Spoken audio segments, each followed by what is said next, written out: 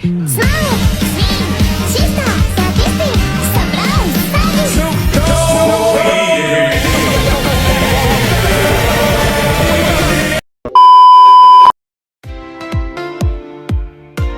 Satu, definisi dan karakteristik teks negosiasi. Teks negosiasi merupakan teks yang menggambarkan aktivitas tawar-menawar yang dilakukan oleh dua pihak atau lebih untuk mencapai kesepakatan bersama. Melibatkan dua pihak atau lebih. Sebuah negosiasi terjadi karena terdapat paling sedikit dua pihak yang memiliki tujuan berbeda sehingga harus dilakukan perundingan demi mencapai penyelesaian yang saling menguntungkan. Contohnya adalah negosiasi antar pengusaha, negosiasi antara HRD dan calon karyawan perusahaan, atau negosiasi antara ketua OSIS dan kepala sekolah berkaitan dengan kegiatan sekolah. B. Menghasilkan kesepakatan yang menguntungkan kedua. Sesuai dengan tujuannya, dalam teks negosiasi, terdapat pernyataan yang menunjukkan hasil kesepakatan bersama. C. Menjadi sarana menemukan penyelesaian masalah atau mencari jalan tengah. Terkadang, di sekitar kita, ada permasalahan yang tidak kunjung terpecahkan. Hal ini bisa saja terjadi karena tidak ada proses komunikasi yang baik. Oleh karena itu, negosiasi menjadi hal yang sangat penting untuk dilakukan untuk menyelesaikan permasalahan yang dihadapi. D. Mengarah pada tujuan praktis.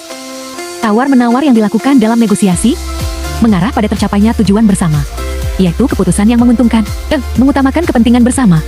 Meskipun tiap-tiap pihak yang bernegosiasi memiliki kepentingan atau tujuan sendiri, kedua belah pihak akan berunding atau melakukan tawar-menawar agar tercapai sebuah kesepakatan bersama.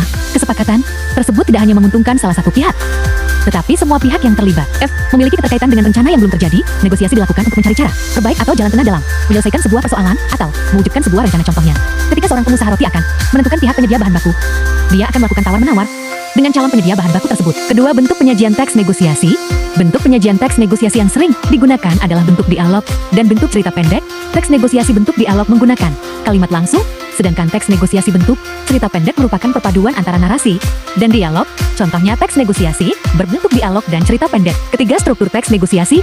Teks negosiasi juga memiliki struktur khas yang membedakannya dengan teks lain. Struktur teks negosiasi adalah sebagai berikut. Orientasi. Bagian orientasi atau pembuka negosiasi biasanya berupa salam, sapaan, atau pernyataan untuk mengawali pembicaraan. B. Pengajuan. Bagian pengajuan berisi penyampaian tujuan negosiasi, yaitu keinginan atau harapan yang diajukan untuk disetujui. C. Penawaran. Bagian penawaran merupakan inti dari kegiatan negosiasi, yaitu proses tawar-menawar di antara kedua belah pihak. Tiap-tiap pihak akan menyampaikan keinginannya disertai argumen yang logis. D. Persetujuan. Bagian persetujuan berisi kesepakatan yang telah dicapai oleh kedua belah pihak. E. Penutup. Bagian penutup merupakan akhir dari proses negosiasi, biasanya berupa ucapan terima kasih dan salam. B. Mengevaluasi isi teks negosiasi dan membandingkannya dengan teks lain. Pertama, mengevaluasi isi teks negosiasi. Mengevaluasi isi teks negosiasi berarti melakukan penilaian terhadap teks negosiasi berdasarkan karakteristik dan struktur teks negosiasi. Membaca teks negosiasi dengan saksama. Aktivitas membaca merupakan fondasi dalam melakukan evaluasi dengan baik. B. Memahami isi pengajuan, penawaran, dan persetujuan. Bagian inti dari teks negosiasi adalah pengajuan, penawaran, dan persetujuan. C. Mencermati penggunaan bahasa. Penggunaan bahasa memiliki peran yang sangat penting dalam sebuah negosiasi. Tercapainya kesepakatan akan bergantung pada bahasa yang digunakan. Kedua, membandingkan teks negosiasi dengan teks lain. Aktivitas membandingkan satu teks dengan teks lainnya bertujuan mengetahui persamaan dan perbedaan teks, sehingga kita dapat mengetahui karakteristik, fungsi, dan tingkat efektivitas. A. Bentuknya mengikuti kaidah surat resmi. Bentuk surat penawaran terstruktur dan sistematis mengikuti ketentuan pada surat resmi. B. Berisi penawaran produk barang atau jasa. Inti dari surat penawaran adalah menawarkan produk, baik berupa barang atau jasa. C. Menggunakan bahasa resmi.